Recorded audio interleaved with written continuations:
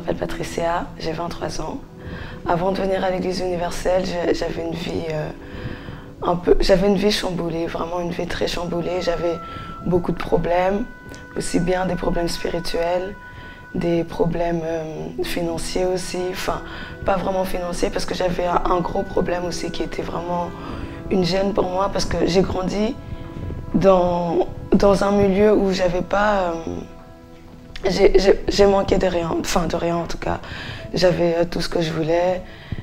Enfin voilà, et puis quand mes parents sont retournés vivre en Afrique, on a eu un moment un peu difficile. J'avais un problème avec des papiers et tout ça. Donc ça, c'était aussi une des raisons qui a fait que je me suis vraiment plongée dans la drogue, où je fumais beaucoup de marijuana. Et je fumais beaucoup, et je buvais beaucoup d'alcool aussi, et je sortais beaucoup avec les garçons, beaucoup. Et il m'arrivait même de fumer, de passer toute une journée sans rien manger. Je mangeais rien presque. Je mangeais pas du tout en fait. Je pouvais passer toute une journée sans rien manger. Tant que je fumais, ça allait. Quand j'avais faim, je fumais de la marijuana et ça allait. Donc du coup, j'avais beaucoup de colère en moi, beaucoup. J'étais en colère contre tout le monde, contre le monde entier. J'étais en colère parce que... Et j'étais aussi surtout en colère contre Dieu parce que vu que j'avais grandi dans une famille chrétienne, pour moi, Dieu était censé, quand on a un problème, il devait être là directement, commencer. Enfin, pour moi, c'était une formule magique qu'il fallait qu'il agisse dans ma vie. Donc, quand j'ai eu ce genre de problème, je me suis détournée de lui, mais complètement. J'ai suivi mon propre chemin. Puis après, un jour, j'ai été invitée à l'Église universelle. Enfin, j'avais été invitée plusieurs fois par les évangélistes dans la rue, mais je prenais tout le temps. Je gardais chez moi et je les lisais de temps en temps, puis après, je venais jamais. Puis un jour, une cliente à ma sœur qui va au salon de coiffure de ma sœur et qui vient à l'église universelle, l'a invitée, puis ma sœur m'a emmenée. Donc je suis venue et ce jour-là, j'étais juste venue pour régler mon problème de papier. Je m'en foutais de changer ma vie, je m'en foutais de changer ma façon d'être, de changer ma façon de vivre. Moi, je voulais continuer à fumer, je voulais continuer à boire sans avoir ce problème. Donc, quand je suis arrivée à l'église, on était en train de prêcher sur le changement. Et ça m'a parlé, ça m'a beaucoup parlé, mais quand je suis sortie de là, je me disais « Mais non, je ne vais pas faire ça. Fumer des joints, c'est pas grave. Il y a des gens, ils boivent de l'alcool et ils vont quand même à l'église.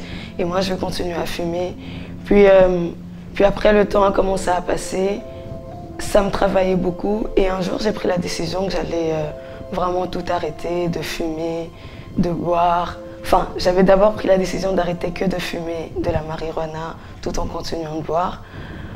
Puis après, un jour, au fur et à mesure où je venais à l'église, j'ai pris la décision de vraiment tout arrêter, de fumer, de boire. Pour moi, le plus difficile, c'était d'arrêter de fumer la marijuana parce que, comme je l'ai dit, je fumais, c'était ma vie, je fumais tous les jours. C'était matin, midi, soir, je fumais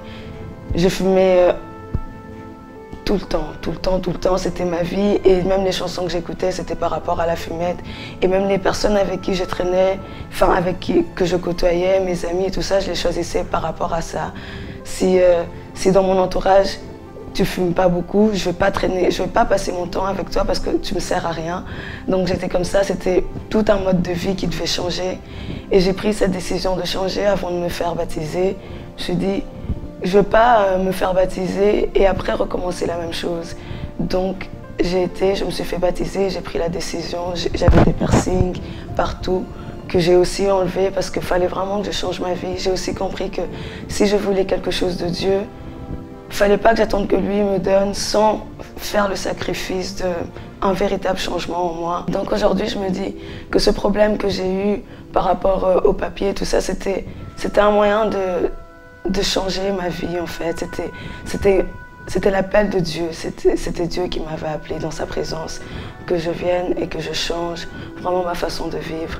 Et aujourd'hui, dans mon entourage, je ne choisis pas mes amis par rapport à la fumette. Aujourd'hui, je choisis mes amis par rapport à s'ils ont la même foi que moi, si ils sont donnés à Dieu autant que moi je me donne.